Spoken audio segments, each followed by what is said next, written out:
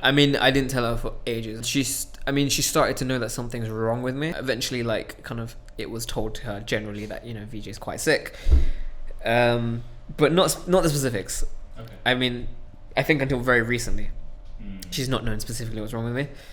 And that's largely my bad. Because as kind of in my industry, also like, you know, trying to be like a macho husband, you know, it's like you don't want to tell people that you're like, this is what you're going through, because they look at you differently. Welcome to the very first Quipster podcast. With me today is Vijay Arora. I've known him since uni. He's a personal trainer and in his spare time, director of photography. No. Number one. Stop no. you right there. Full stop. No. So I work with production. So I would be more of a production manager. Okay. So what's the difference between that and director? So DOP is literally the guy behind the camera, which Okay. I don't do. So I am less technical, more kind of involved in like organizing the shoot, kind of making sure everyone's where they need to be. They've got everything they need. They know what they're doing, and they're doing it.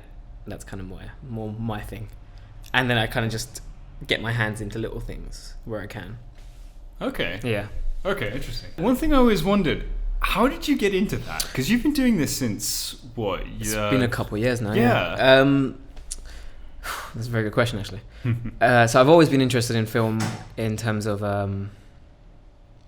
like, obviously with the martial arts, most people are inspired by less fighters and more like action stars, you know? So like Bruce Lee, Jackie Chan, all that kind of stuff. So that's kind of where my first influence came from.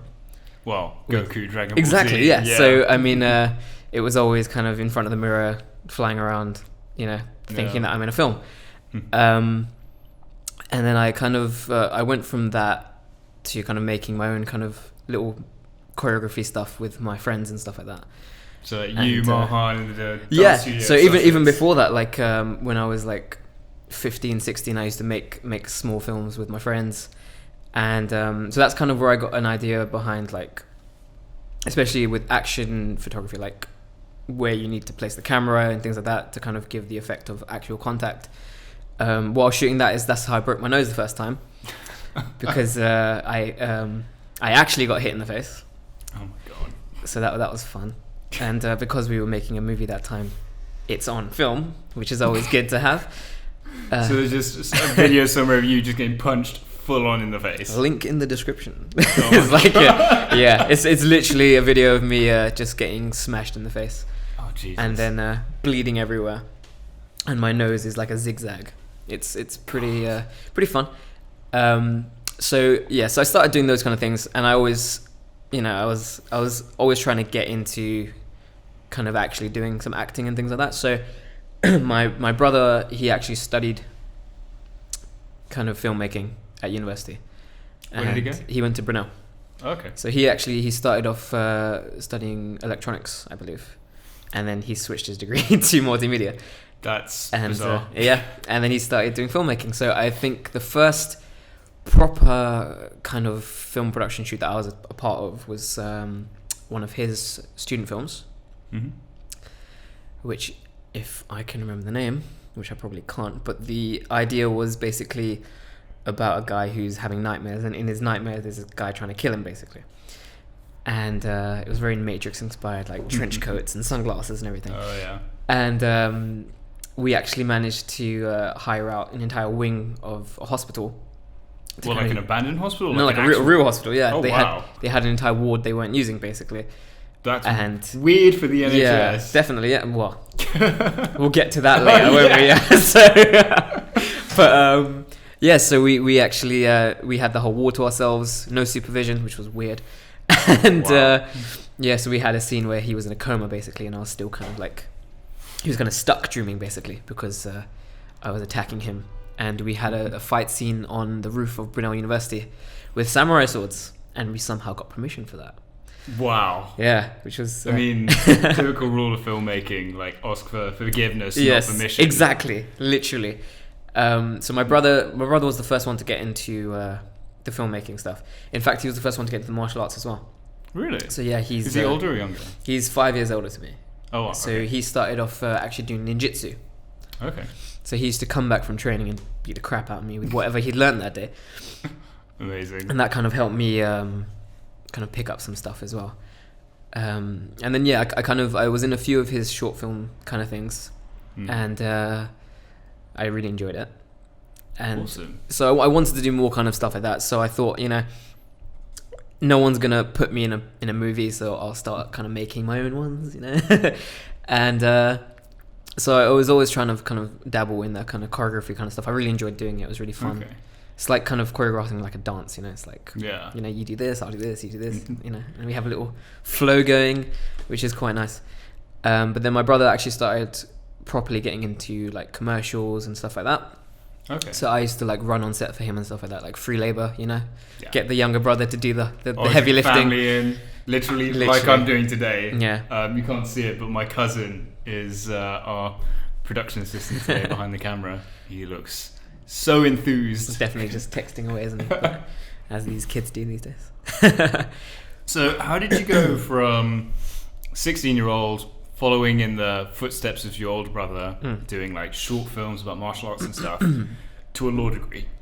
So law was something I always was pressured into by your parents? Not so much. I mean, I guess it's more of like you kind of grew up with like, well, I have to have a real job, and it's like, okay, so is it gonna be kind of finance, business, or law, something like that, Yeah. And I grew up watching all these legal dramas. Like The Practice and all that kind of stuff, and I was like, this is pretty cool, UK law is not reflective of American law at all. No, not in the slightest. I feel like British law is significantly more boring. Oh yes, like I feel like they try their best to make it boring so people don't commit crimes and have to go to court, but it's terrible. So I, from quite a young age, actually from around the age of like 12, I was geared towards law. Okay. And mostly myself, I was quite interested in it. I made sure that kind of like my GCSEs were kind of geared towards doing law as A-level. I specifically went to a college that did law as an A-level because most of them don't. Yeah, that's actually really interesting. It's quite hard to find A-level law. Yeah. So I went to John Ruskin College in Croydon. Sounds amazing. But yeah, I mean, someone got stabbed on my third day at the tram station. Jesus Christ. In front of me. Oh my god. Good times. Yeah. Fantastic college there. Otherwise, I mean, amazing teachers. Had great time there. Croydon, however, is not known for its. No. No. It's more I didn't towards even like. finish that sentence. Yeah, it's more towards like New Addington, which is even worse. So it's. I mean, I don't spend a lot of time there. Yeah, it's why he's still alive. So I was doing law. I did my A-levels, and when I went to university, Sussex, or I met you obviously. That's true. So about a month into my degree, I decided that this is terrible, and I really didn't like it. So I was I had quite like a general base for law from the A-levels, so I was kind of going over similar things that I did before. Yeah, so I started studying law at uni, and I had a basic idea of what I was getting into, but obviously it's much more in depth at university level. And you start kind of going through case law. You start kind of seeing how you approach questions, like if you're actually having an issue, like you've got a client that's come to you with a problem, and you have to kind of find out what the answer is for them, basically. So what generally kind of knocked me off was that I'd approach a question and I would kind of think, okay, so these two people have a dispute, for example, what's the kind of common sense resolution to this? And then the law would be the complete opposite. And really? 9 out of 10 times I would be like, this is kind of ridiculous. Like, right. I mean, for me, obviously the law affects everybody. It's quite overriding in its control over most people. And at some point or another, you're going to have to kind of get involved with it, whether you're buying a house or whatever you're doing. There's a lot to go through. And I just kind of started getting disheartened with it, that, okay, you literally, this is written in a language that you need to hire an interpreter for. That's basically what a lawyer is, It's like, you could do it yourself, but it's not in English, so good luck, And I was like, this is kind of ridiculous. And law's not really a 9 to 5 job. Like, you don't just go there in the office in the morning, kind of finish it off, go home, spend time with the family. Like, it's a lot of work, a lot of hours, and it's kind of becomes your whole life. And I feel like, I've always wanted a job that, I'll enjoy so much that, like, I can still think about it afterwards, but not in a bad way. Something you're passionate about. Exactly, yeah. And I literally decided that if I do this for the rest of my life, I will probably kill myself. Yeah, I mean, law, I know quite a few people who are lawyers, and especially things like corporate law or like maritime law. And that's where the money is. Yeah, it's where the money is, because it's the most unbelievably mundane stuff. It's terrible. It's literally, I mean, when I used to do my dissertations, I used to send them to my girlfriend and be like, just have a read through this. If you get through the first paragraph and you don't understand anything, it means it's good. And was this Naomi? This is Naomi, yeah. Now wife, yeah. There you go. Hopefully into the future. Into the future. and hopefully when this podcast is released, it'll still be the case. Let's see. But yeah, I mean, up until this point, I was still like super interested in martial arts, like going to the gym. Training was like a big part of my life, but obviously the idea that I could live off that just never crossed my mind, and obviously no one would ever put that thought in my head either. And while I was at Sussex, I started doing kickboxing, and that's how we met. Yeah, because you were doing fencing, I was doing kickboxing, and we kind of started running in the same kind of sporty circles. And then we met through Fran, actually, because she was doing kickboxing, and then I think I met her in the library. Yeah, so the first time I met Fran, she doesn't remember meeting me, which was at one of the freshers fairs. So I was there in my kickboxing kit, trying to like kind of recruit people. Yeah. And so I met her there briefly because Mahan introduced me to her. But yeah. Straight there. And then I met Rima through Mahan, sorry.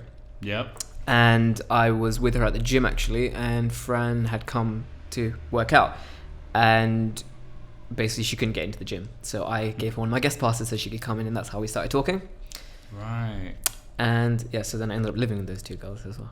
Yeah, I remember. Yeah. A lot of time spent around your place, just being like, woo, ethnic patrol. there was like, I love how it was literally just brown people in that group and one white guy. Yeah, pretty much.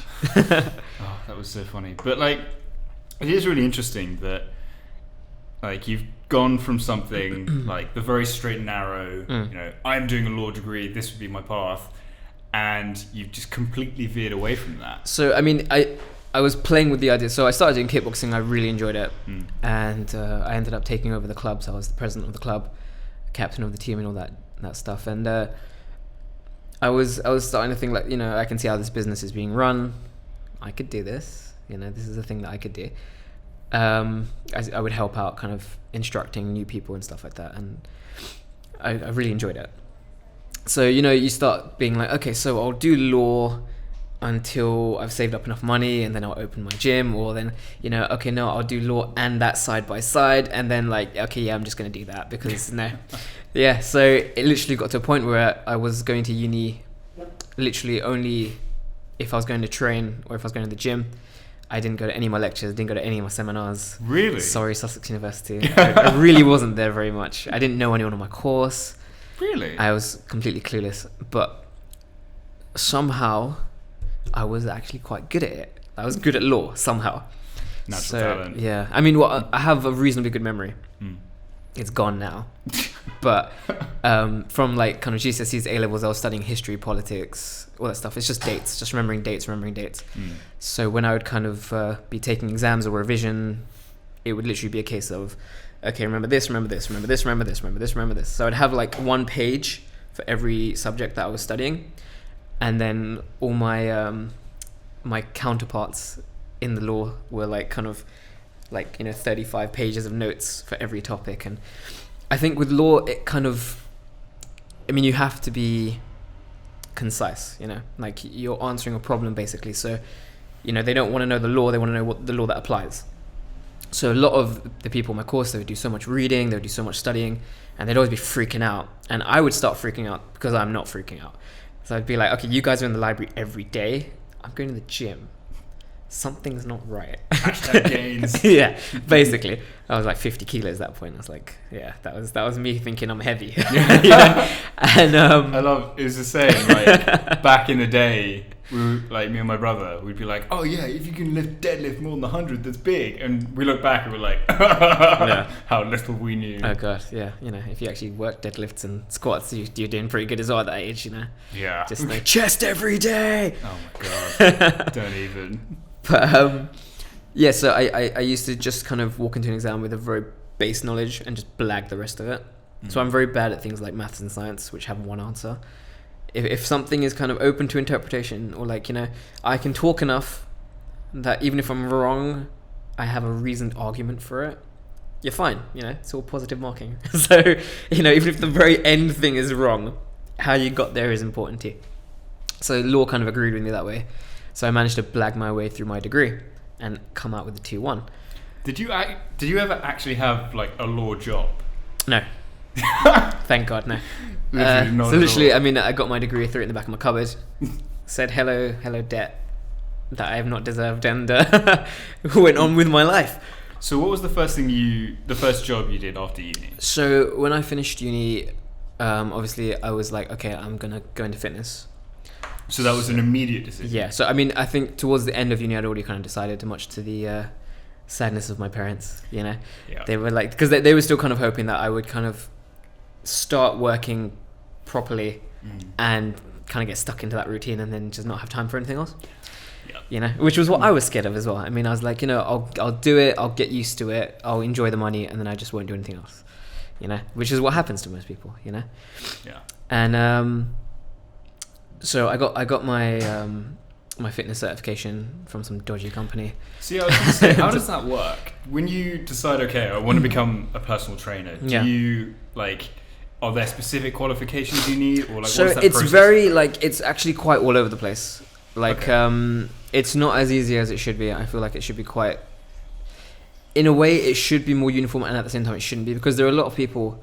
Like I've trained with like master PTs who knew nothing, you know, and then I've just been to the gym myself with these, like, you know, these old school guys that have just been there forever doing it, and they just know everything, you know. They're not qualified, but I would rather be trained by them, you know. Right. It's kind of it's become a big kind of society of insurance needs to cover stuff, you know. Right. So okay. you know, are you insurable is the main question. So for me, I mean, I think I got my first fitness certification off of a voucher or something like that. It was like a group one. Yeah, it was a group one. There you go. Group one? It was a group one. Wow. And 'cause it's expensive, man, and I had no money. You know, so Well, how expensive is it? I mean, the one that I did was like the first certification I did was like 500 quid. Okay. But then like when you're moving on to like proper PT stuff, it's like up to $2,000. It can be, so it's really expensive. Wow. And the qualifications, are they in specific things, or is it like Yeah, so like I mean, one, or it's two? so there's different levels, and it's kind of a lot of stuff that you don't need to know. Like it's really focused on like kind of anatomy, and I mean, I guess it depends on what kind of work you're going to be doing. I mean, if you're going to be like straight up personal training, which I've never done actually. Really? Yeah, I've never like kind of taken someone to the gym and kind of like written a program for them. I don't do that. I kind of more beast people. That's my thing, you know. So you're teaching more kind of classes? Yeah, so I teach classes. I teach like one-on-one, but again more like martial arts based. Okay. Because I wouldn't consider myself an authority on like, you know, I mean, like if you've got like certain issues with like a scapula, or like you've got like injuries and stuff like that. I mean, you know, there are people much more qualified than me that will deal with that for you, and I mean, it's never been something that I've been like very interested in to like kind of go into, and again, it's so expensive, you know. So all the qualifications to do with that specifically? Yeah, like, because I mean, like for example, like okay, you'll get your generic qualification to be a PT, then you'll get a qualification to teach a specific type of class, like a kettlebell class. So you'll get a kettlebell qualification, right? Okay. And then there's like 15 levels of that, you know. So you can become like a master kettlebell instructor, you know, and you can spend your life doing that, and it looks very good, but again, like I've met people that can do that, but they can't teach, you know, because it's a very different skill to like, okay, you have the knowledge, great, you can write a great program, but can you get in front of 20 people and get them interested in what you're selling them, you know? And so that's kind of where I didn't necessarily know that I could do that, but that's kind of where my first fitness jobs kind of started, So I got my qualification, and the first job I applied for was a boxing instructor, because I was like, that's what I want to do. I want to teach martial arts, boxing, kickboxing. Let's just go straight for that. And I applied for it kind of almost as a joke. I was like, no one's gonna hire me. I'm like 5'6". I'm like not that big. Most of the guys in the industry are tall, handsome, and like massive. So I was like, I applied for it, and it was the most ridiculous experience of my life. So oh really? They asked like send a picture. So wait, they asked for a picture of you? Yeah, they asked for a picture. Oh wow. So that's going to be discriminatory, like right there. So obviously I sent a shirtless picture of myself. Outstanding. As you do. Harsh lighting. Yeah, of course, yeah. Definitely from a photo shoot. And they asked for like your best joke and just like a general description of yourself. It was an awful application. It was terrible. I mean, it sounds thrilling. Do you want to hear my joke? Okay, yeah, go on. It was really bad. So go on. Got to tell it right as well. So, why do ducks have flat feet? Why? To put out fires. Why do elephants have flat feet? Why? To put out the burning ducks. So that's my joke. It got me the job, okay? I mean, it worked. Yeah. So I got a phone call, and this guy was like, "Are you Vijay?" And I was like, "Yes." And they were like, "Got your application. Are you still interested in teaching?" And I was like, "Yeah." And he was like, "What are you doing tonight?" I was like, "Nothing." And he was like, "Okay, come to this place." And I was like, "Okay, cool." So I went to the Battersea Dance Academy. Okay. And I met this guy, and he was this tall bloke, and he was like, "Are you Vijay?" And I was like, "Yes." And he was like, "Okay, cool. Your class will be here in about 10 minutes. Good luck." And he left. I never saw him again. And, what, like ever? Ever again. Oh my god. And so I've been teaching there, like, so it's company. Well, not gonna tell you actually. So they do kind of like social support stuff. So okay. They hire out rooms, they organize everything, and they just send instructors to teach. So that kind of became my regular class. And then every now and then they'd email me, "Do you want another class?" I've been working them for about 4 years, so that was my first like proper fitness job. So these guys turned up, and I taught a boxing class from kind of the best of my ability, like no structure given to me, nothing. Wow. And proper deep end. Yeah, and then I was doing it ever since, and I was like, yeah, this isn't so bad, and then I started working for a kickboxing company in the city. So I was like, all you people that said I couldn't do it, I'm literally doing what I want to do. Fantastic. So I was working in the city. I was a sensei, and it was you don't often get like proper kickboxing clubs. Like you'll get kind of boutique gyms where they have like kind of boxing fitness, or you'll get like church halls where they have like a kickboxing class every Sunday or something like that. But like a dedicated gym, they're quite hard to come by. So this guy, he had like 4 or 5 chains of like these gyms. Each gym he'd have like 3 or 4 instructors, like full-time instructors. Oh wow. And they'd have classes all day. So I was loving it. I would work from 9 till 9, so 12-hour shifts, during which time I was either teaching or training.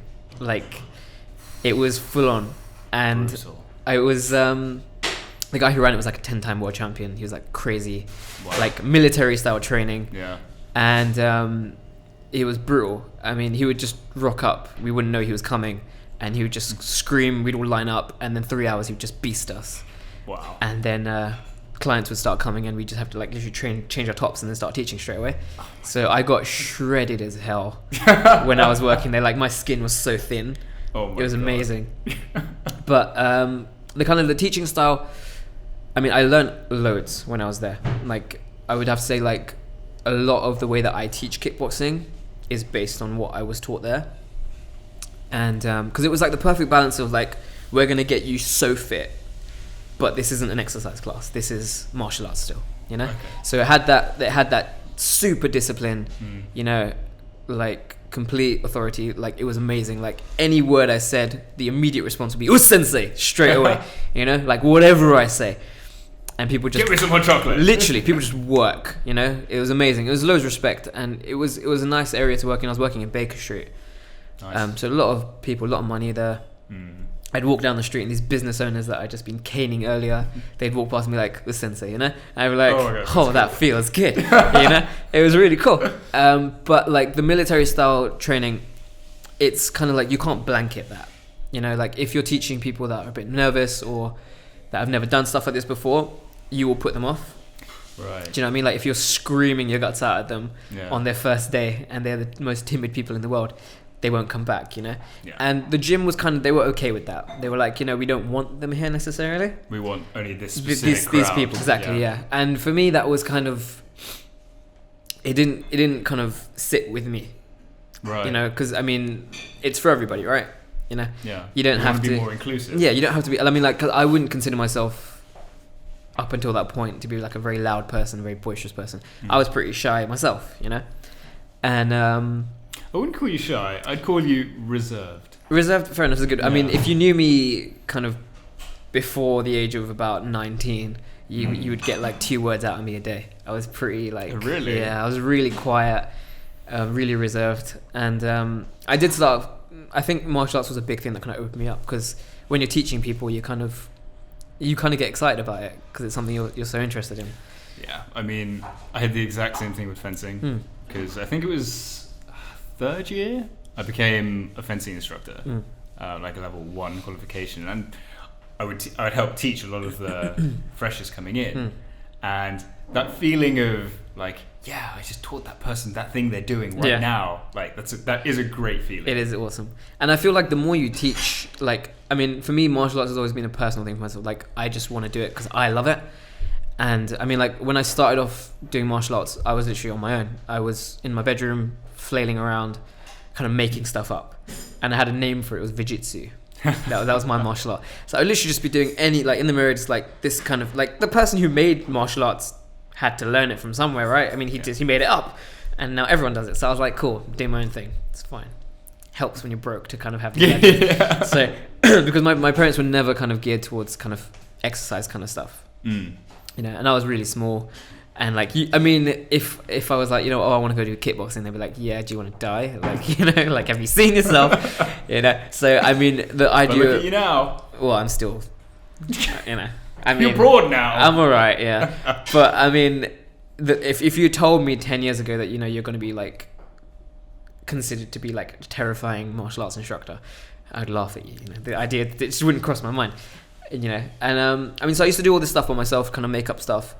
And I used to think I looked really cool, which I definitely didn't. But eventually I started to kind of become okay. And I had friends that did karate, taekwondo, people that did boxing. So we used to go to the park and just beat each other up.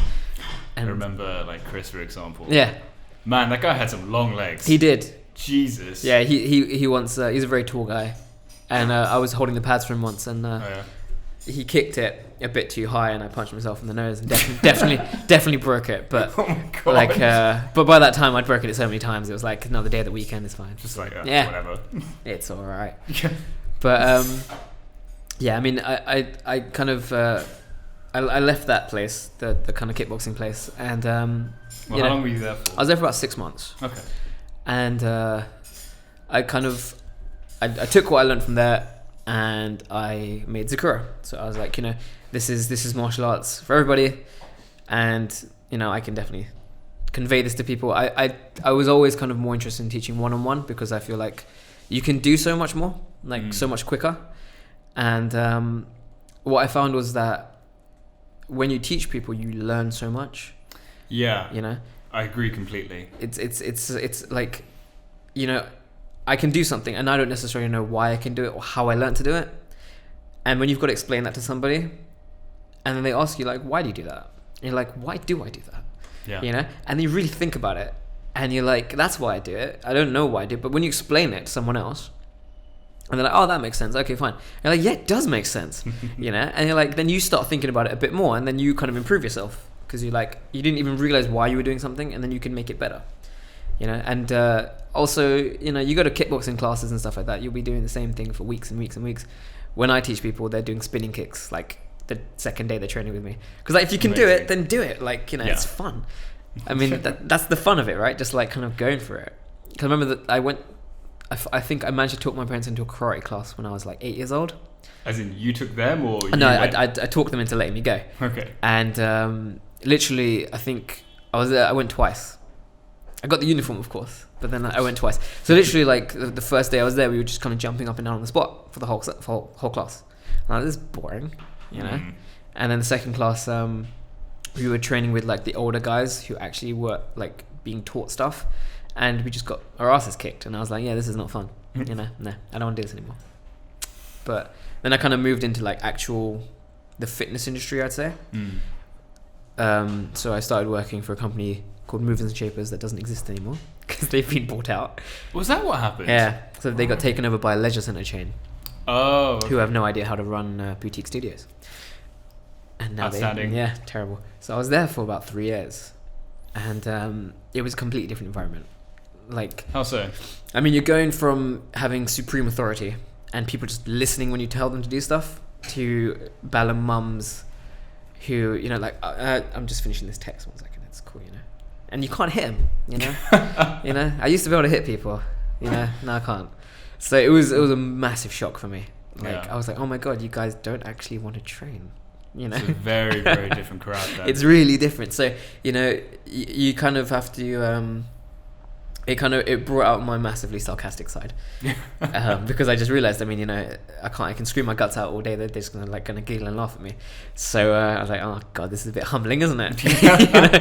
And my authority means nothing now. It's literally like, oh god, okay, fair enough, they're gonna do this at their own pace, and you kind of learn to work with it. So you kind of again, I learned so much because I was teaching like 100 different types of classes. I was doing like circuit classes, TRX classes, kettlebell classes. I was teaching spin, all this kind of stuff.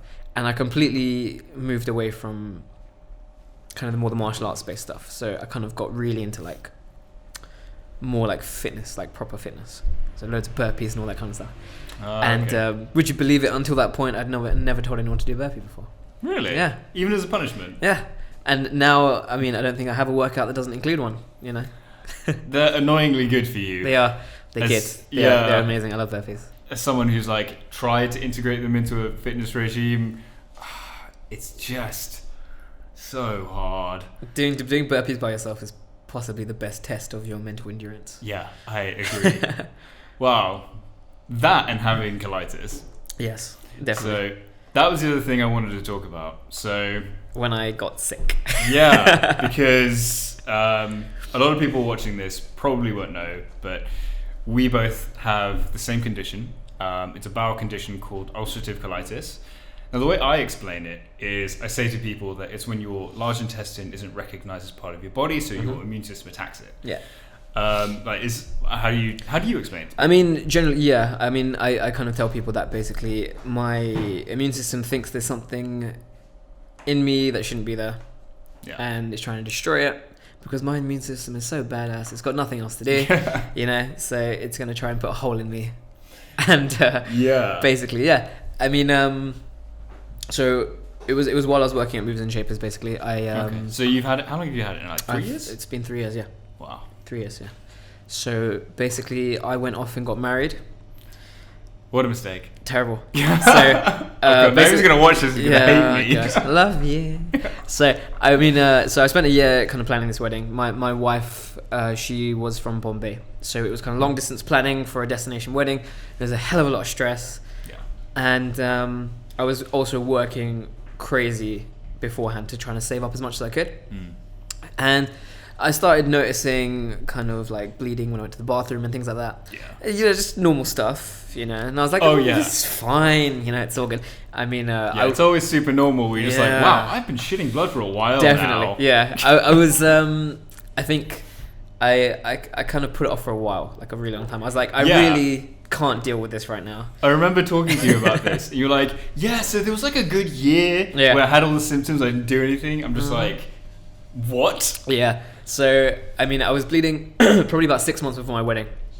I was getting like a little bit of blood and stuff like that, but it wasn't bothering me too much. I mean, it was kind of here and there. My fitness was still great. Did you have a lot of pain? No, so I had no pain. So that's weird. Yeah, I had no pain. It's really strange. Yeah, I had no pain, and I was able to do everything still. I wasn't fatigued or anything. I was working, so I used to wake up at 5 a.m. for work, and kind of my last client would be around 10 o'clock in the evening. So I'd be working like really long days, and 7 days a week, just kind of going for it. And went off, got married. While I was there getting married, I was perfect. Really? Like, nothing happened to me, like, which is weird because I was in India, right? Yeah, so my god. If you got colitis in India, like, you're going to die. Yeah, definitely. And so I was fine. I didn't bleed while I was there. And I think I was just having so much fun, you know? Yeah. I mean, that's what you want for your wedding. Yeah, exactly. I think, like, you know, whoever's watching over me was like, I'll give you these 3 days. Yeah. You know, then You get 3 days, no more. Screw you up. You know. So I came back straight back into work. The missus, obviously, she was waiting on her visa and everything, so she was kind of having to travel back and forth for like the visa applications and stuff like that. And I was working my buns off, and I was starting to bleed quite a lot. And what happened was actually my dad started to get quite sick. Oh, really? And he was having some issues with his liver, with his kidneys, pancreas, loads of things. And he was starting to get blood and stuff like that as well. And they were like kind of throwing around like the cancer word and all this kind of stuff. Yeah. And I was like, okay, I should probably get this checked out, you know? So I kind of came out and told him. I was like, so by the way, this has been happening to me as well. Lol, high five. And, so by that time it had been 6 months? It had been about a year since I first started getting symptoms. Jesus. And it still wasn't bothering me, but I was bleeding quite a lot now. Yeah. Surely by that time you'll get at least getting fatigued. Probably, but I mean, it's again like because you're working so much, you're not sure why, you know. Right. You're like, it must just be because of the hours. With such a physical job, you'd think it'd just be a normal part of it. Exactly. So, and obviously I'm caffeine free as well, so I don't know what it feels like to have energy. And so I went to the GP, and they told me that I've got what the hell do they call it?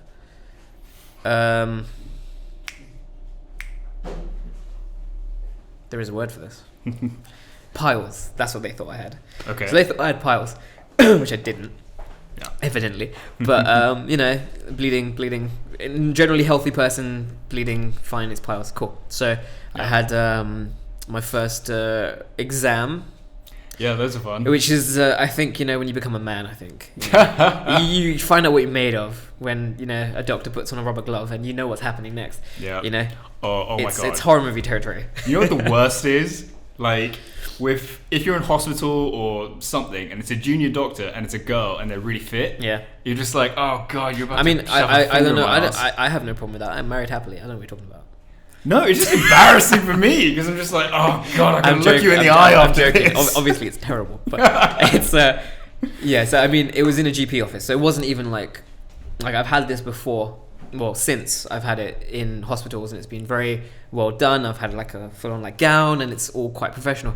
This was literally like I had a nurse who told me to strip down, and they covered me with about 3 paper towels. Oh yeah, across the and I was like, is that all I'm getting? God, you know. And then he literally just attacked me. Didn't say 2 words to me, just straight in smashed me, and then he was like, he's gonna send me to the hospital for a colonoscopy. So this escalated quickly. You just enjoy putting things up there, don't you?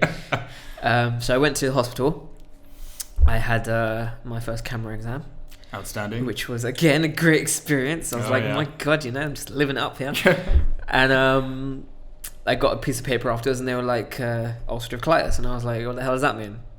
They were like, oh, you know, it's a thing. I was like, oh, great. Cool. No more information. They were like, you know, you'll get a consultation with your GP, they'll explain it to you. And I was like, okay. Google! Oh, you know, what is this? I was like, oh God, what is this thing that's happening? I was like, I haven't got any of these symptoms. This is not happening to me. No. No. Initial denial. It's like, God, no. Like, you know, I'm fit, I'm healthy, I eat well. You know. Physical job. You know. Like, don't drink. Literally, don't drink, don't smoke, I'm vegetarian. You know, I do most of the things that they immediately tell you to stop. You know, when you have this disease, you know. Yeah. And they put me on a drug called Asacol. Okay. So my mum has Crohn's, which she's managing quite well. So for people who don't know, Crohn's is sort of the escalated version of colitis, where ulcerative colitis affects your large intestine, Crohn's affects your whole digestive system from like the neck down. Yeah, you can't basically, they can't pinpoint where it will be. Yeah.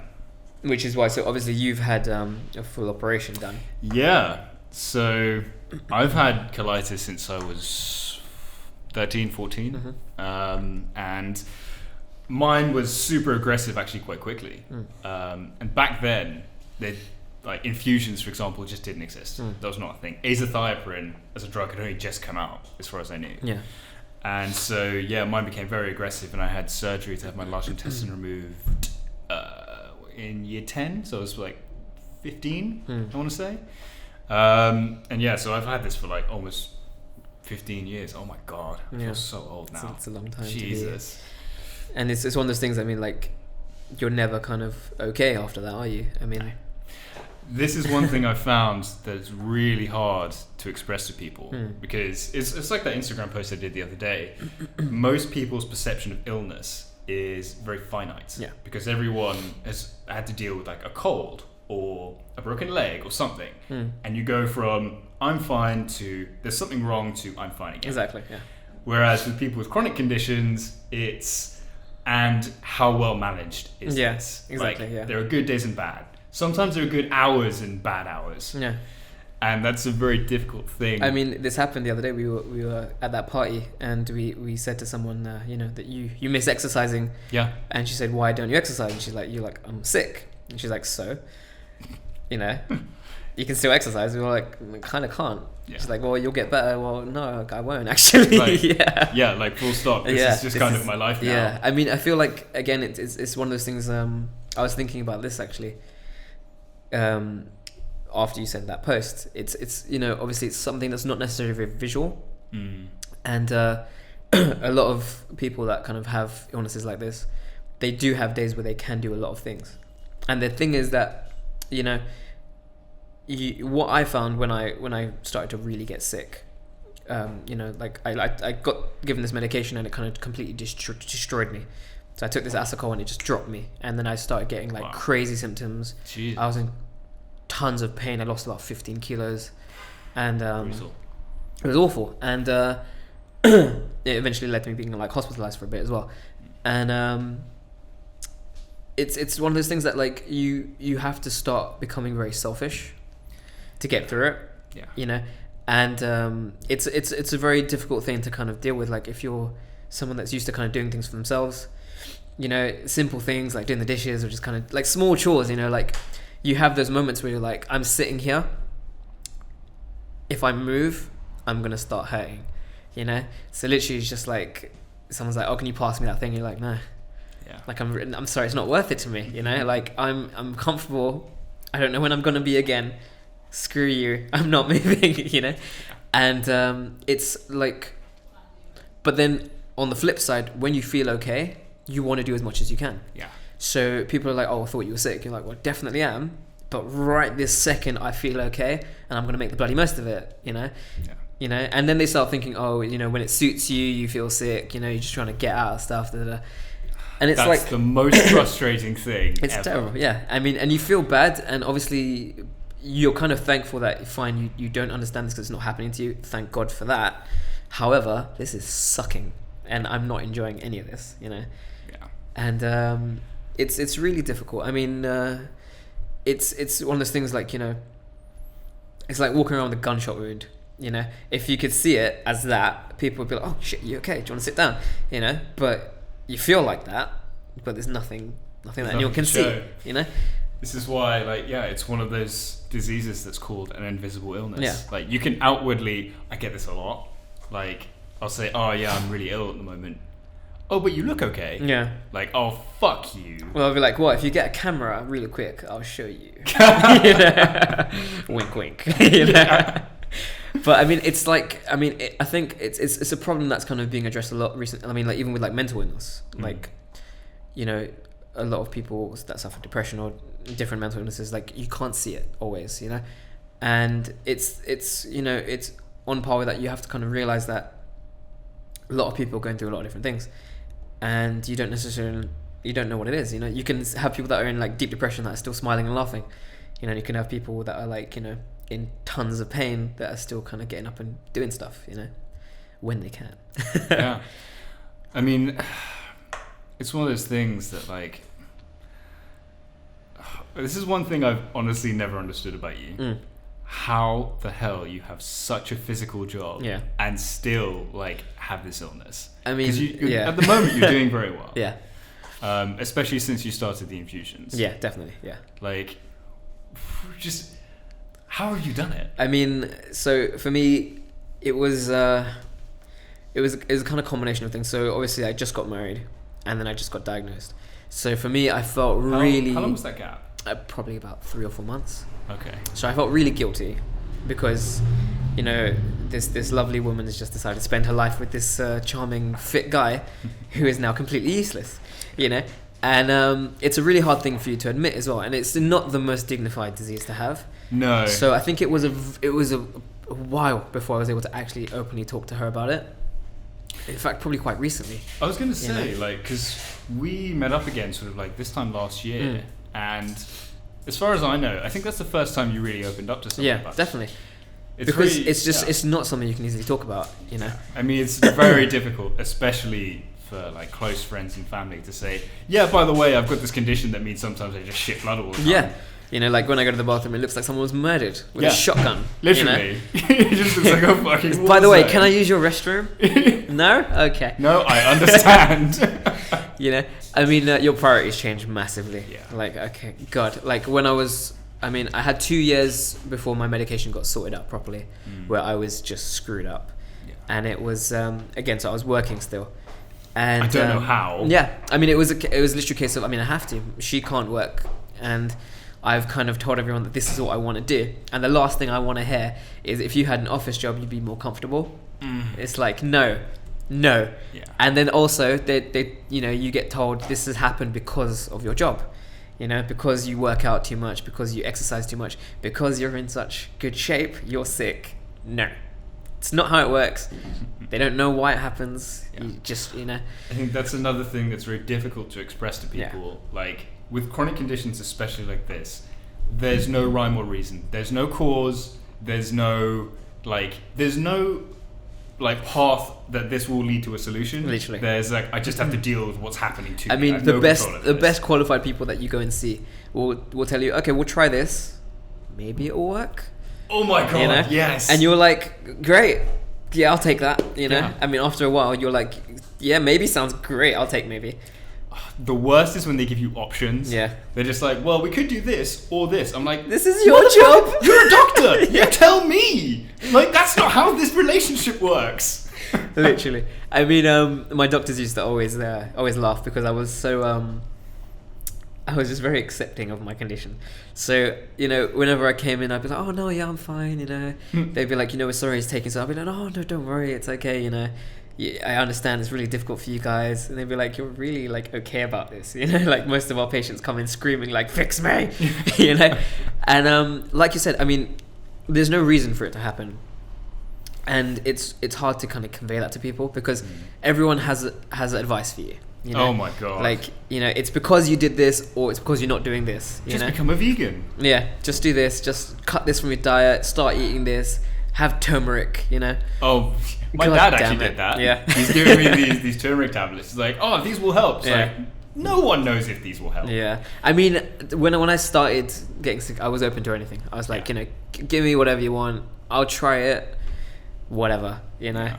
But, I mean, after a while, you start understanding your body and you're like, actually, what I need right now is for everybody in the room to shut up and leave me alone for about an hour and I'll feel better. 100%. You know, because it is definitely triggered a lot by stress, I found.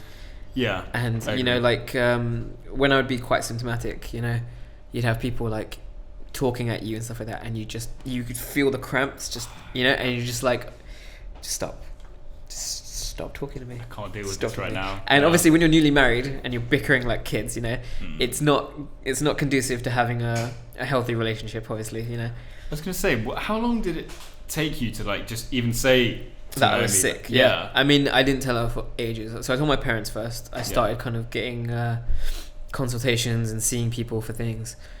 And she started to know that something's wrong with me because I just was kind of losing weight. I was kind of tired. I was really moody.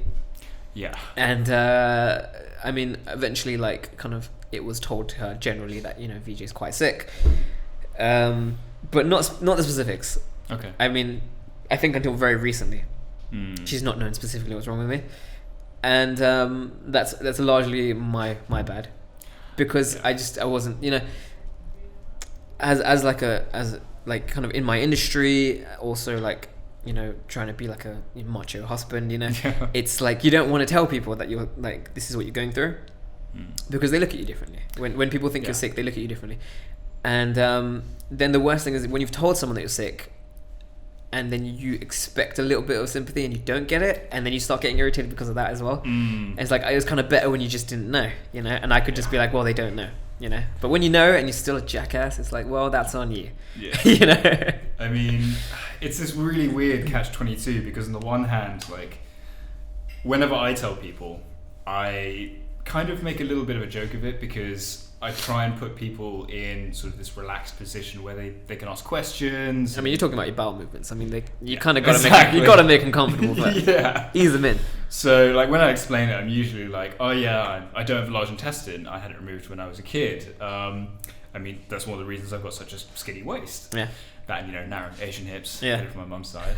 And so yeah, it's kind of like a joke. But on the one hand, that's good because it, you know, it normalizes it. But on the other hand, it kind of trivializes it a little bit. And sometimes people have just been like, "Oh, that's how you get ill." Yeah. And like they won't quite compute that, like, actually this is a serious illness, and sometimes I'm just incapable of doing anything. Yeah. I mean, it is debilitating. Like, it's ridiculous. Like, I mean, I think of myself as having someone that's got a high pain threshold. But I mean, this has brought me to tears before, you know. I mean, it's like you're just curled up in a ball, just like kind of screaming into your pillow sometimes, you know. Yeah. And it's just like it's a different thing to like most illnesses or most injuries, because it doesn't stop, you know. Like you can have bouts of pain that last for days, and it's you know, you just like, you feel like it's gonna go on forever, and you start getting like horrible thoughts because you've been told by your doctors this is not going anywhere, you know. You have this forever. This is it, you know. And you're like, you know, I was diagnosed at like 25, and I was like, shit, that's it, you know. Like, I can't do anything I wanted to do, you know. How am I gonna pursue all these dreams that I had, you know? I used to compete, I used to do all these kind of things, and I was like, God, if someone pokes me in the stomach, I'm gonna die, you know. So it's terrifying. But then like with work and stuff like that, I kind of just pushed through it. I would just kind of be like short bursts, you know. So I'll work, and it would literally be like I would do it class to class. Like, thank God, like the place I was teaching, our classes were only half an hour. So I would beast for half an hour. Yeah. And as I'm sure you know, the more active you are, the worse it gets. It gets worse. So it's like a little flip side. Like, if I'm exercising myself, I can be okay for the duration that I'm working out until I stop. Because I feel like, obviously, when you're working out, everything else kind of shuts down. You know, that adrenaline it kind of turns off.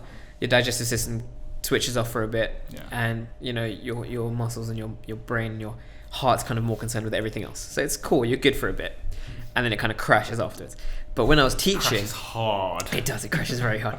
But when I was teaching, I would literally it would always happen. I'd be teaching, and I'd be enjoying it, kind of getting into it, and I'd be like, oh, I'm feeling alright, I'm feeling okay, you know, jumping around a little bit. Oh no, it's, oh God. And you feel it, you just feel it start just twisting inside, and you're just like, you know, you're teaching a class, so you've got like 20 people in front of you, and you're just deep breathing in your head, just like hold on, hold on, oh my God. And I mean, I don't know, this is a very important thing about colitis. You cannot pass gas. You cannot. No. You cannot pass gas. And all you bastards out there, don't take that shit for granted. Yeah. Oh my. Because you don't know what it feels like. I mean, literally, there's some of you right now watching this, and you're going for it right now. You know, and you can't do that. You know. So literally, you have that feeling. You've got the pressure, but you know it's not going to be what you think it is. You know, if you let that slip, that's game over. That's game over. Ridiculously, because the big thing about colitis is, so obviously your large intestine is very important for absorbing water, which you cannot do if you have colitis, because basically your entire intestine is trashed. Yeah. So whatever kind of goes through it, just goes straight through it. Yeah. Just, you know, do not pass go, just straight through it. And it's the thing as well, your small intestine, like I always say to people, like, your small intestine just moves a lot faster, even though it's a lot longer. Yeah. So what takes a normal person 24 hours to digest will take me up 3. Yeah. Kind of thing. Literally, I mean, like for me, like when I was sick, I would eat maybe 3 bites of something straight to the bathroom. Yeah.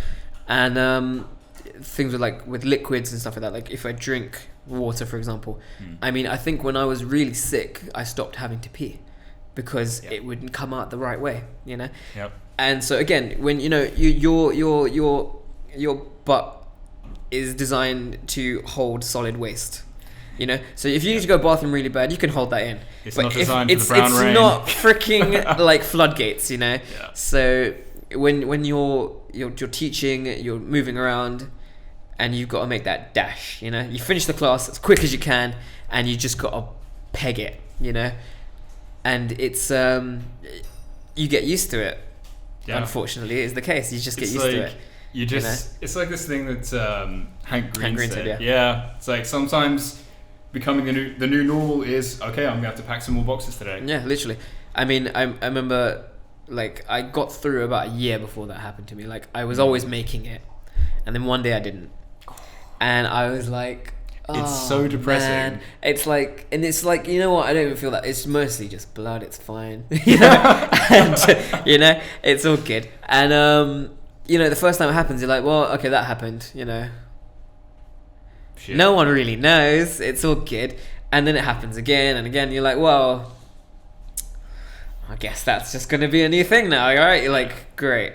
But see, like when I was super ill like this, and you know, you're shitting blood every day, that happened to me when I was in sort of like year 10. And I went to boarding school, and boarding schools tend to be very sporty. They also happen to be very insular environments, because like you live in a school, it's in the countryside, you can't go anywhere, and because it's so insular, it can be very both competitive and you can't admit weakness. Of course, yeah. So I actually, funnily enough, I met up with a couple of guys from boarding school like quite recently, and I didn't tell anyone while I was at school. No one. And one of the guys I met up with, Phil, if he's watching this, he was like, oh, I thought you just had really bad food poisoning the whole time.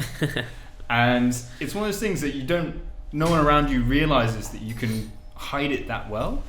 And this was the period of time where like I was very worried about shitting myself, like publicly. Yeah, basically. Like I remember we had, I was in the Army Cadets in year 10, and we did, it was like, I can't remember what it was called. It was like an off-site thing. So it was like, we went to an actual military base, okay, and we were running around, you know, pretending to be like little soldiers, and it was so much fun. I was a Green Beret.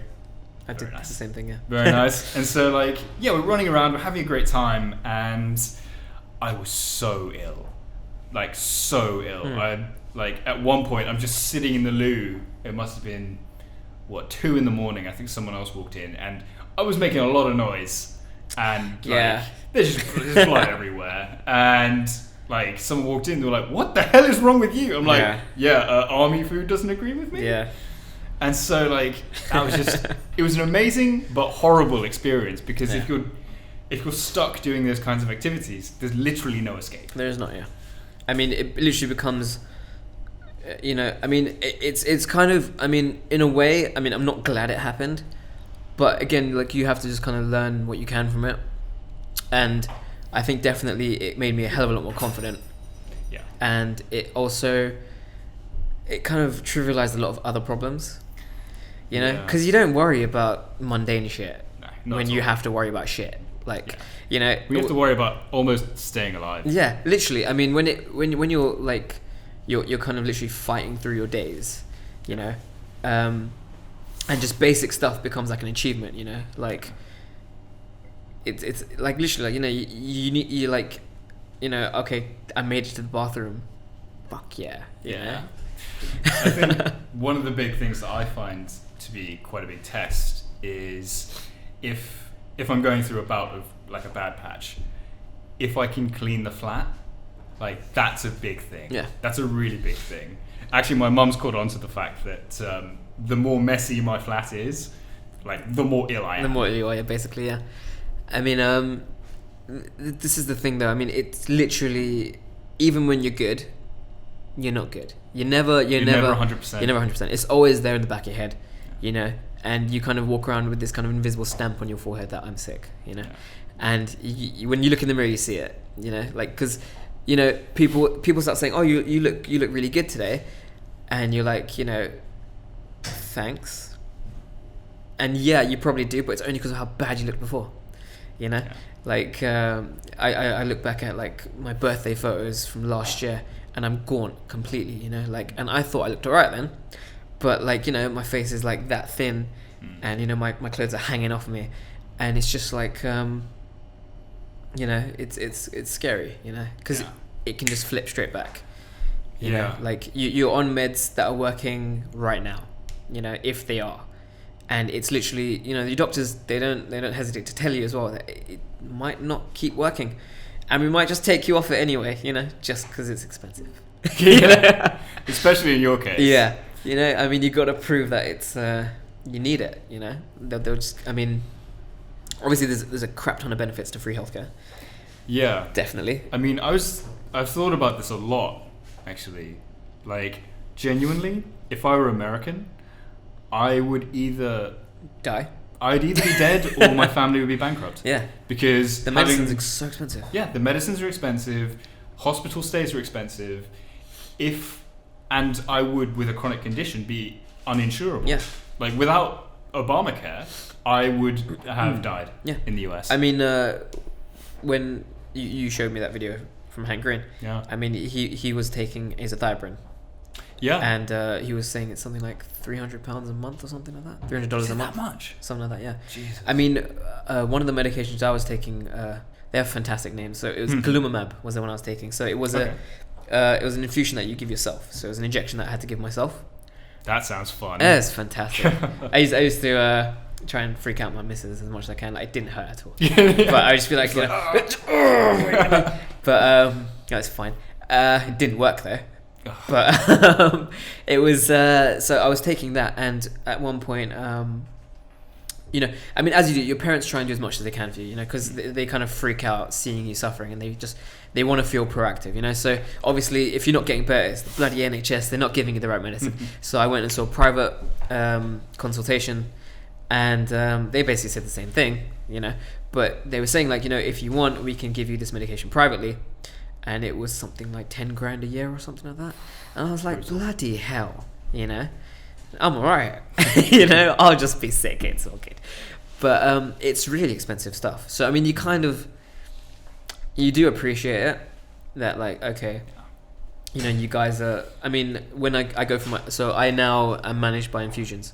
So I go every 6 to 8 weeks, and they plug me in, drug me for an hour, and then I'm off and I'm good. And you get people that are there at the infusions and they're just complaining to the nurses, who obviously have nothing to do with anything, you know. No. And it's like, you know, be bloody thankful, you know. You've got a bed, and they're trying, you know. And the sad thing is that there's just not that much known about this, you know. I mean, as someone who's been like in the system, so to speak, since arguably 2004, 2005. Yeah. I've seen what's been happening in the NHS like, the whole time, and things are worse now. Full stop. Like, there are less nurses. Definitely. There are, you know, worse conditions for nurses, for staff, but they're all amazing. Of course, yeah, they work their ass off. Yeah, doctors and nurses are just phenomenal people, and the things they have to deal with on a day-to-day basis astound me. It is crazy. Like, especially like having spent so much time on a bowel ward. Like, I was in St Mark's Hospital in Frederikshamn, and like, those people are all absolutely amazing. But sort of going back to parents trying to be proactive, it's so it is so difficult, especially like when you've got a child and they've got this kind of disease and there's nothing you can do. And I can't decide whether it's better or worse to have a lot of knowledge about it, because my dad's a pharmacologist. Okay. So as soon as I like got diagnosed with ulcerative colitis, he was like, "Oh shit, okay, I get it, I understand." My mum has a very different background. She's in the beauty industry. She knows a lot about like anatomy and physiology, but more to do with like the skin and muscles. So it's not quite her field, and so she doesn't quite get it in the same way my dad does. And I can't decide whether that's a good or bad thing, because it is I completely understand. Yeah. Yeah, and I think with these chronic illnesses as well, at least I get a lot of guilt. Yeah. Like, I know my dad retired early because I was ill. Yeah. Like, he was working in India, and he retired when he was 48, just as I was getting really bad. And so he came back, and then, like, I feel guilty for that, like, full stop. Yeah. And there's, like, nothing I can do about that. And on top of that, like, sometimes they do funny things. Like, when I was at uni, all of my friends would be like, Alex, what the fuck? Why do you have a freezer just full of meat in your room? And it was because my mum has seen me at my worst. Yeah. When I went to uni, her big thing was like, oh God, he's at uni, I can't really look after him. Yeah, he's not there. And so, Jesus Christ. Wow. So yeah, my mum's big thing was like, oh, he's at uni, I'm not there to look after him. How do I look after him? So she just filled a freezer full of meat. Provisions. Just so she would know that I would be okay for food. Yeah. And that was her way of like looking after me. And my dad always comes to all the like doctors consultations, all this kind of thing. Yeah.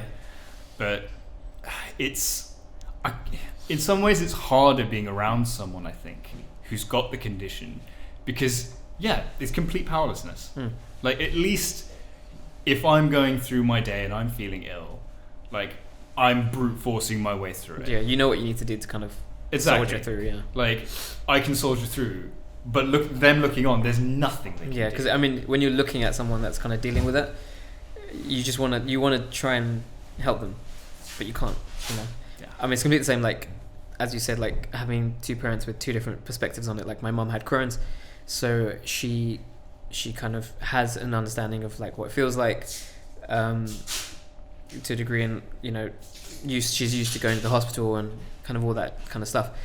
And again, for my dad, it's quite alien. But I mean, again, he's recently been having lots of problems himself. So it kind of it was this like kind of sequence where like kind of everyone was kind of getting sick and having to like hang out in the hospital, which was why for a long time I didn't want to get into it. So then when I kind of put up my hand, I was like, oh, by the way, I'm pretty sick too. Shit. Like, don't want to take your thunder, guys, but I'm bleeding too. God. And it's really difficult for them. I mean, I definitely wasn't a complete arse for a lot of the time that I was sick, because it's just I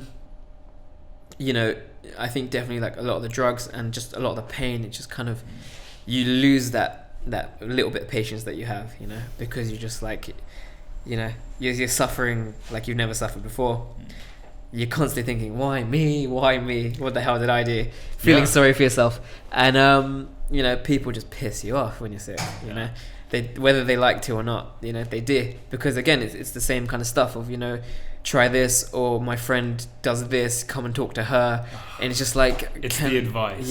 It's that just like gets me. It's like, can you just not? Can you just not? Please, just can you not? Just like, literally, I've had so many people say you should become a vegetarian, or oh, have you tried being vegan? I've done it, doesn't work. It really doesn't help. And it's so hard to like not sit down and just shout at these people like, if it fucking worked, we'd all do it. You dick. Literally, you just have to smile and nod and be like, oh, okay, I'll try that. That sounds really interesting. Send me the study later. Like, I've tried eating nothing, and it didn't work. So but it's really tough. I mean, like, it's really hard on your family. Like, it was really hard on my missus. Like, I mean, especially because like, it took me from getting the disease in year 10, so like 14, 15 years old. It took me until I left school to be able to openly admit to people like, I have this condition. This is what this means. Yeah. Like, it was funny. My all my school friends, because I went from boarding school to a state school for sixth form. All the guys in sixth form, like, I told them individually, like, one by one, and I always said, okay, at the end of upper sixth, that's when I'll be okay to tell people. Yeah. And you don't realize, especially being a bit younger, that if you just tell people they're okay with it, you expect to be shunned. And that's just like not a thing that happens. Yeah, I mean, I think I'm quite glad I got it when I was a bit older. Yeah, because I think people are a bit more mature about it. But and I think you're a bit more at peace with yourself. Yeah. And I, at the time, like, because this is all my formative years. Yeah. Like, man, I was fucked up. Like, 14-year-old kid, because I had the colostomy bag as well. So like being a 16-year-old with a colostomy bag, you're just like, great, guess I'm never dating. Like, this is fun. Yeah. Like, I've got a shit bag attached to me. How sexy. I mean, it's terrifying. I mean, like, the kind of things that you have to start considering that you're going to have to deal with, you know, it's really scary. I don't know. I mean, I can't understand how you've gone through that, because, I mean, when I was going through the motions with the doctors, I mean, there was a strong, like, a big time when they were basically trying to push me towards surgery, you know? Yeah. And it's just terrifying, you know, that is it that bad, you know? Yeah. I'm gonna have to get something taken out of me. It's not cool. Like, I kind of like it where it is, you know? I mean, we're not getting along right now, but we're still friends, right? I mean, yeah. It's really scary. It's like, you know, yeah, you start processing all this stuff, like, okay, I'm gonna have to do this differently, I'm gonna have to do this differently. I think it's a level of fear as well that a lot of people will never and have never dealt with. Yeah. Because it's like, this is a thing that's going to impact the entire rest of my life. Yeah. Full stop. And again, it's just not a very dignified disease. No. You know, you can get so many other things, and you know, you'll get the world's sympathy. You've got something kind of gastro related, people still take a step back. Yeah. You know, like, it's embarrassing as hell, you know. Yeah. But and it's embarrassing to admit that you have it. Yeah. Like, that's one of the reasons it took me such a long time to be okay and open about talking about it. And then, yeah, the worst thing is that you haven't done anything to get it. That's the worst thing, you know. It's not your fault. It's not your fault, and it's stressful, because you're like, you know, you'd feel better about it if you deserved it, in a way. Do you know what I mean? Yeah. Like, if you're like, okay, well, I was a kind of a muppet, and I was kind of doing all this stupid crap, and now I've got this thing. Yeah. Fair enough. Yeah. You know, but it's like I look back and I'm just like, one thing I really hate is when some people say like, oh, God has a plan. I'm just like, fuck you. Yeah, I mean, because like, I was a 14-year-old kid yeah, whose only crime was liking Star Trek too much, and it's like, incurable bowel condition. Like, life isn't fair. I mean, I like to think that God's got bigger things to deal with than my bowels, but to each their own, right? I mean, whatever. Exactly. It is crazy. I mean, but definitely, I mean, like, my family's definitely supported me through it. Yeah. My wife's been amazing, because I've, like, you know, she's had to deal with, like, my mood swings, me being completely useless, and just, like, not being a very good +1, you know? It's tough, you know? Like, she, like, obviously a lot of her friends are back in India. We've gone back for weddings and stuff like that. And I've had to just bow out sometimes, you know? Like, I'm just like, I can't. I'm going back to the room and I'm going to cry, you know? Yeah.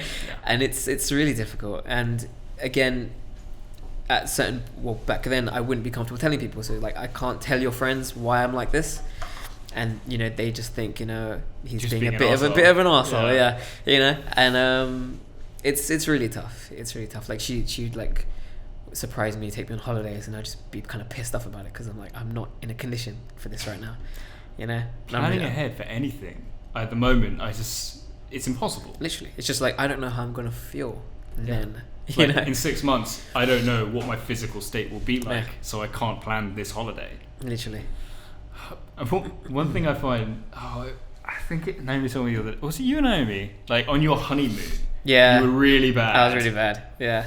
And So, you hadn't told it yet. I hadn't told her yet. So I have nut allergies as well. Okay. So on the first night of our honeymoon, I got fed some kind of pesto based thing. It was fantastic. So we're at a restaurant. I asked this guy, has it got nuts in it? No nuts. We're in Greece, yeah. I'm like, great. Ask someone else, no nuts, all right? You sure? I will die. You're like, no nuts. Fine, they bring out my food. Take a bite. Another waiter just runs over. No. And I'm like, oh, crap. Come on, man. And then, yeah, so I spent the first night just, like, puking my guts out. Always And a good thing to start. it's like, you know, it's like you don't know which way you got to go, because your colitis is kicking your ass as well. And it's like, you know, you're kind of sitting, and then you want to turn around, and then you want to turn back around. It's like, which way is it gonna come out? You don't know, you know. And it's fantastic, really. I recommend it to anybody. Good times.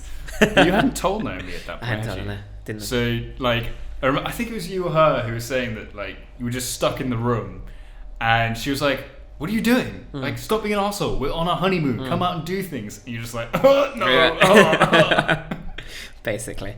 But yeah, I mean, like, I think, touch wood, like, I did manage to kind of get through a lot of, I mean, I was still working pretty much as crazy amounts as I was before. And it kind of, like, it was really difficult, but it gave me something to do, which I think was a big help. Until it got to the point where basically I was in the doctor's office for one of my checkups, and she was like, I was in my uniform ready to go teach a class afterwards, and she's like, "Yeah, you're not going anywhere. You're staying. And I was like, "No, I'm not." And she's like, "Yeah, you are. You're staying in this hospital until you're having less than 15 bowel movements a day." And I was like, "Well, fair enough."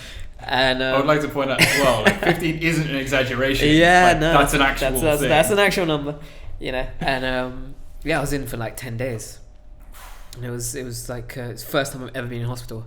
Really? Yeah, and it was awful. Like, my family were visiting me. My wife was in India because she was still sorting out her visa, so she's freaking out over there, like crying, like, "Oh my god, my husband's in hospital," because until this point she didn't know it was this bad, Wow. And my parents are freaking out. They're coming to visit. My mum's crying. I was like, "Dad, can you just not bring her, please?" Because it's bumming me out, And you're just stuck in this room all day. You can't do surrounded anything. by like sick people that are much older than you, and it's just like, this feels weird, I think being this age as well, because we're both, well, I'm 29 now, you're 28. Yeah. Being this age, or in your 20s at all, and having a chronic condition and going to hospital is awful because everyone's old.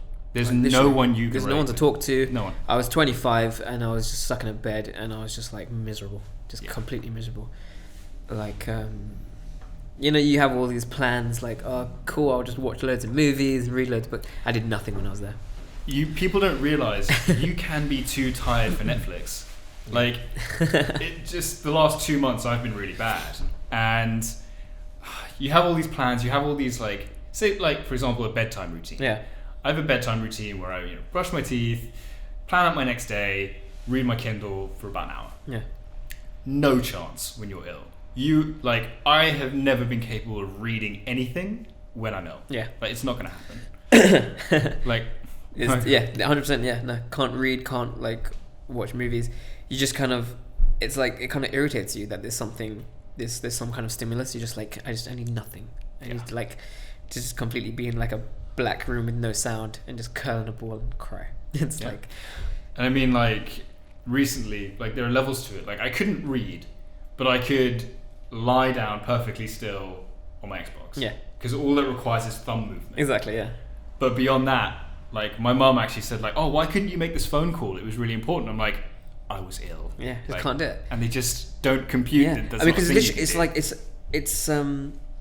it's such a psychological thing as well. I mean, like, there's so many small tasks that, like, if I do it, like, when I was really sick, like, I would start just getting cramps and pain. Yeah. And it's just like, again, it comes out of that thing of just, you've got to be really selfish with yourself and just be like, I'm only going to do things that I'm comfortable doing. Yeah. And I don't care what anyone says. I don't care what you think of me. This sucks. It hurts. It really hurts. And it doesn't hurt. Like, you being pissed at me doesn't hurt as much, So, I'm sorry, but I'm going to do me right now, Yeah. Like, And it feels shit. And, like, you do feel guilty about it. Yeah. You're like, I don't have a choice here. Yeah. Like, I've just got to do what I need to do. Literally. And if that means I lie on the couch and, like, play Metal Gear Solid 5 for a week, like, that's what I've got to do. Yeah.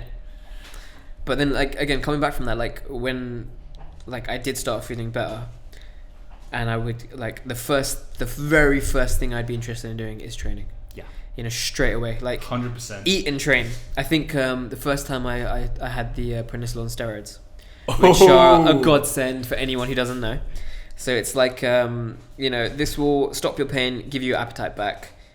It will also make your face swell up, give you acne, and destroy your joints, and give you insomnia. But, I think it messes with your mood a little bit as well.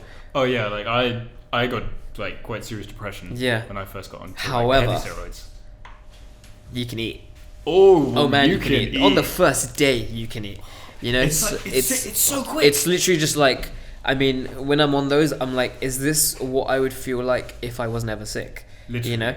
And it's like, I feel like superhuman sometimes. Like, yeah. I've got so much energy, I've got such a good appetite, like when I first went on the steroids, I put on 12 kilos in 3 weeks. Yeah. You know, and people at work were like, "What the hell are you doing?" You know. Yeah. Because I was just like, I was having 3,000 calories before 9 a.m. You know, I was just like smashing food, and then just killing the weights. You know, and again, it's something I've been able to do because I was training beforehand. Like I've got a friend who's got Crohn's, and she's had it from about the age of 19, I think. And she's been on and off the steroids, and her joints are completely shot. It's made her put on like weight, and it's so difficult for her to kind of exercise now because her joints are in really bad condition. And it's you know, she can't do high impact exercises and stuff like that, and she gets really tired, and like every time she tries to exercise she hurts herself.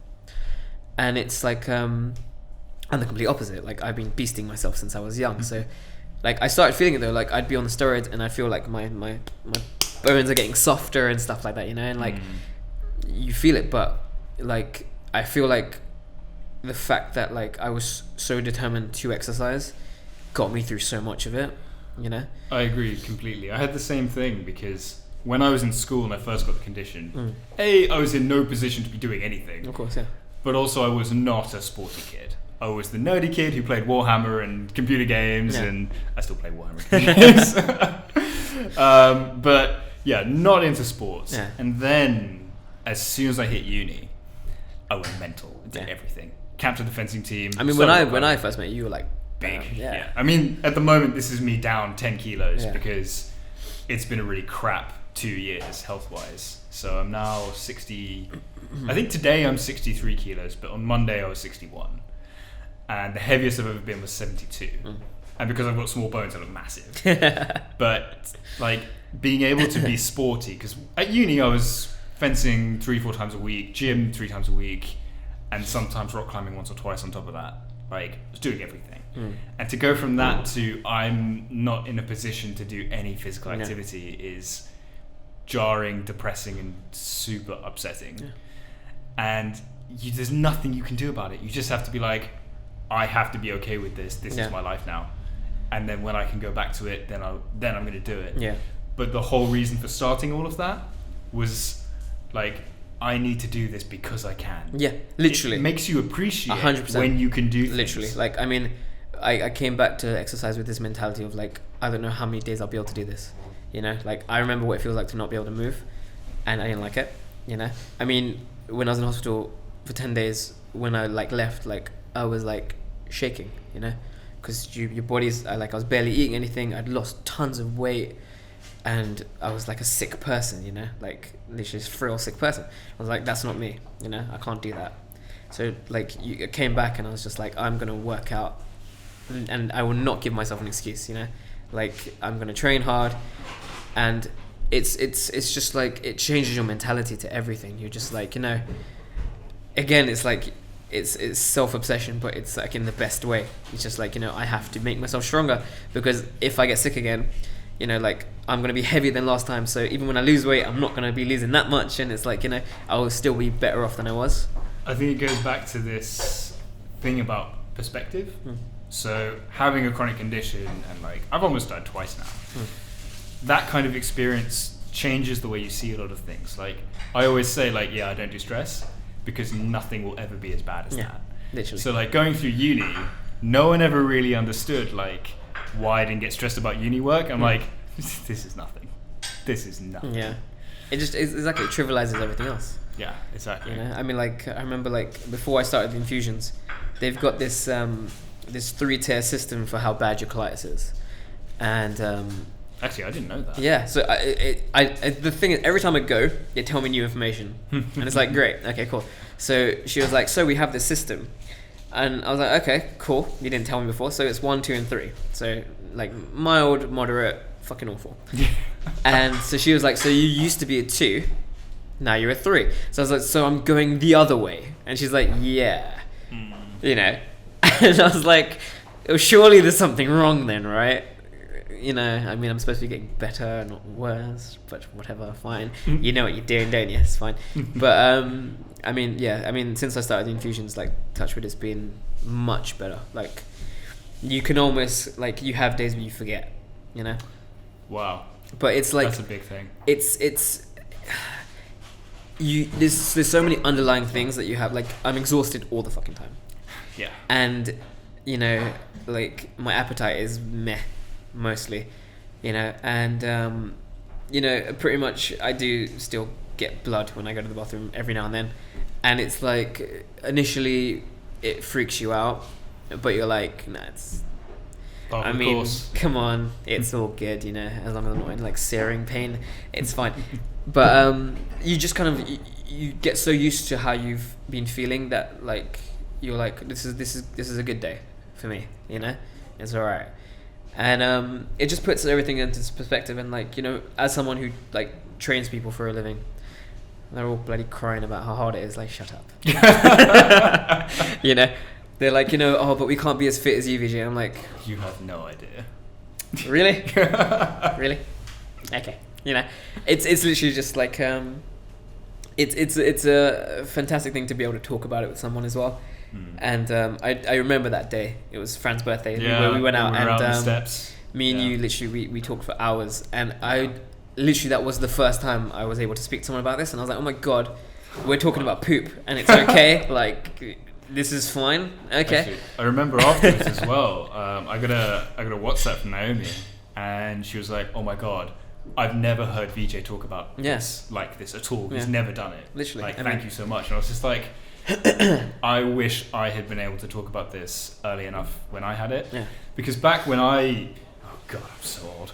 Back in the day when I first got it, like, there's no Instagram, no Facebook, no, like, even fucking MySpace wasn't even a thing. Yeah. There was no social network to connect you with other people who had the condition. And God forbid that no one's going to post on their high five if they've got colitis. Oh, absolutely not. You know, like, no 15-year-old is going to be like, oh, by the way, guys, on I've MSN been shitting Messenger, blood for a month. My MSN status, shitting blood. Yeah. You know, it's not going to be a thing. But I mean, now there's so many people that talk about it. There's so many people on Instagram and on social media that are, like, openly kind of showing, and the vast majority of them have turned to exercise as a way of feeling better, you know, because, like, one of the biggest things that happens is weight loss. You know, it destroys your mood, it makes you weak. Yeah. You know, and so many people have been like, you know what, I'm gonna start lifting, and it's gonna sort me out, and it's awesome to see, you know. Indeed. So, yeah, it's a shitty disease. It's a terrible disease, but life goes on, right? Exactly. That's the main thing. Like, what you can do with yourself in spite of it, you know. Exactly. And I think on that bombshell, we're gonna end it. I want to say thanks to Yellow Coffee and Doghouse Fitness for letting us film here. They know we're here. I'll put some links in the description to a couple of people who've been talking about this. I think there's Hannah Witton and Hank Green, and a few other people, just so people get some more information. But yeah, thanks for coming down. Wicked, man. It's been really good to be here. For sure. But hi. Hello. Locking the place out. You locked me out again. Mom. We're literally filming. Yeah, but you need catch, to lose catch. that heat. Nice catch. Alright.